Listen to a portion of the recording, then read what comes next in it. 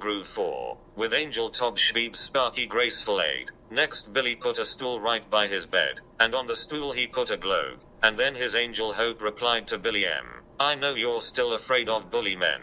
Don't worry much at all about them then intruding upon you within your home. But you are safe and bully men won't come. Yes, you are safe, so trust me, Billy Yes, you are safe when bright or when it's dim. But if you wish to make you better feel, and if you want to get away to heal, now take that bottle and the candlesticks, the empty red wine bottle kept for tricks, illusions which, when made, seem that they're real. Now take those things as if they were a seal. Yes, take those things and put them by the bed on which sometimes you like to read, so that you can feel safer just in case. The bullies are not coming to this place, but you can have those weapons there instead to bring you peace that you won't end up dead, to bring you calm of mind. But bullies won't come here to beat you up. You worry. Don't. Then with a kindness Billy McBride unto his Angel Frick but thus replied, I thank you sweetie Angel Frick but ho.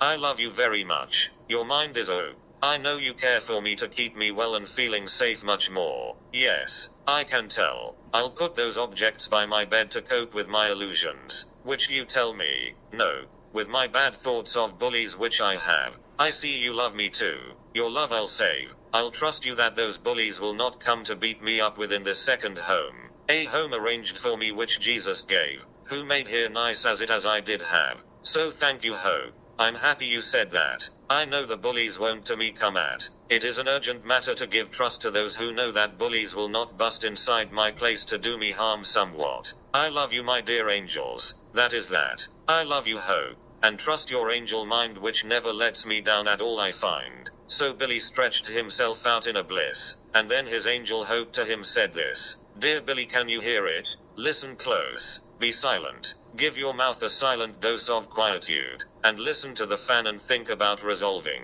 if you can, what gentle noise that is which you shall hear, the signals coming stronger, getting clear, the signals coming like a burst of light, if light could make a sound instead of bright, the signals like a lighthouse with its beams, but in the form of sounds the pulsing seems. Instead of light there is a pulsing sound that's coming from your fan upon the ground, the fan within your little kitchen room, a kitchen such wherein you always zoom to make a meal or wash each dirty hand. The fan is making noises, understand? This time it's different with the blowing breeze. If you be quiet, still and listen, please, you'll understand what this is all about, and of your Angel Hope you will not doubt. Then Angel A.B. unto Billy cried, to Billy Mac that angel so replied, I love you Billy Mac be Naviva. I know that you on Headbuttressia have had the strangest time about this place, as I am talking, blowing on your face this breeze. A very gentle fanning breeze beyond the kitchen fan in frequencies you hear me and I know that you can tell that I'm your angel mother very well. My name is A.B. When that you were born, I died in childbirth on that shiny morn.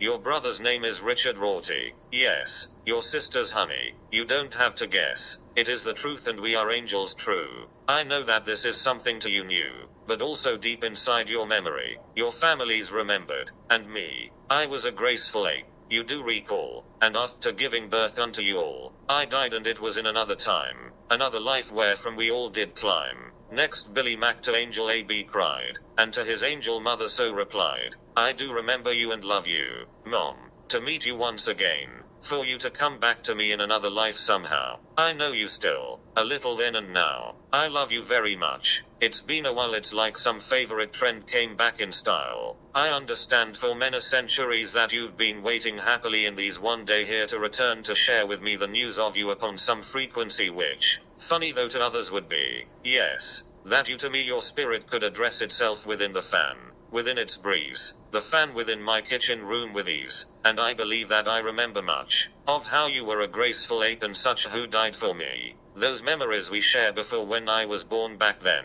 Back there. I love you Angel Mother. It is great you're here with me upon this special date. Then Angel Hope to Billy McBride, her loving human husband, so replied, You know your life at this point now, and more than you have ever dreamt to know before. Such knowledge is a blessing now and then to have revealed to you, but not to men these matters of a heavenly sort now, which you through us do understand somehow. Let me reveal to you next something new. It's new to you, it's knowledge about you, and we already know it since our kind is from that heaven which you'll someday find. And this about you, dearest Billy Mack. In heaven you're a gentle woman black named Coconut. She is your astral self. And though this revelation is itself a matter for belief which comes from trust of us who love you here and there, it must be known that she will be your afterlife. To live with me and every other wife. It may sound silly, but your honey, that's your sister. You and Richard are bobcats. Next Billy Mack to Angel Hope replied, and to that gorgeous angel thus he cried.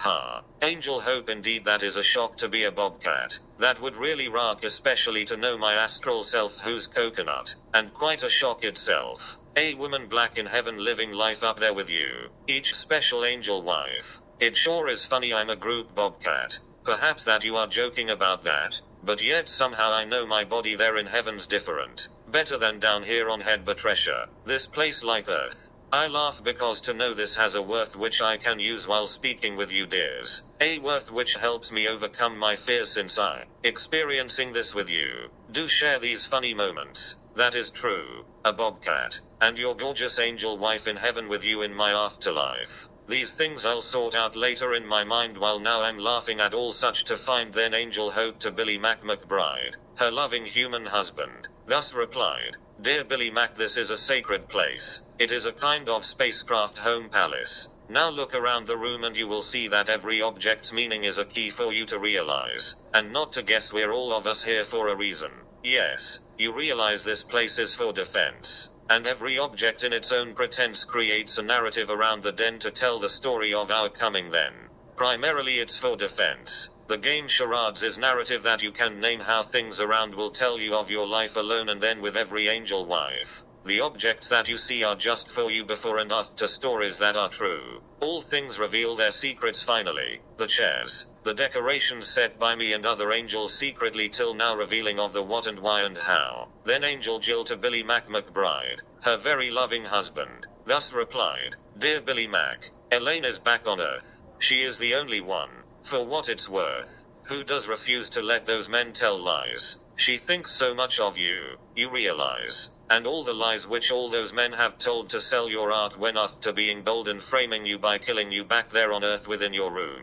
That they did dare. Elaine is good. She is the only one who's fighting since your reputation's gone. She's fighting very hard to keep alive your innocence and goodness in her strive to help you out. She's mourning your own death. She loved you, Billy, loves you, and her breath is passionate to help your good survive, which men abused. Your innocence did dive to depths. Your memory all people hate, but she, Elaine, does not. She thinks you're great, and you will talk to her to help one day. However, now, just wait until we say. Next Billy both to Jill and then a ghost. His neighbor ghost, replied at any cost. Okay dear Jill, I'll wait to talk with her, and I'll be patient. Yes. I will not stir up trouble. I trust you and what you say. I'll be alright while waiting for that day. It's good to know that someone understands who's far away, who dwells on earthly lands. It seems my neighbor's talking next to me, and through the wall, I hear you quietly. I hear you, neighbor. Ghostly neighbor. Yes, of what you say, I do not have to guess.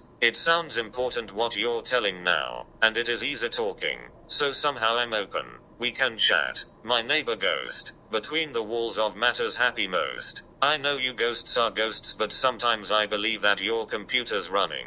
Sigh. It's hard to really know it all. Therefore, I have to guess what seems the best way, or I'll be caught up in skeptic talk. It's true. Now I must get some sleep. Good night to you. So Billy, after talking to the ghost, fell deep asleep. The rest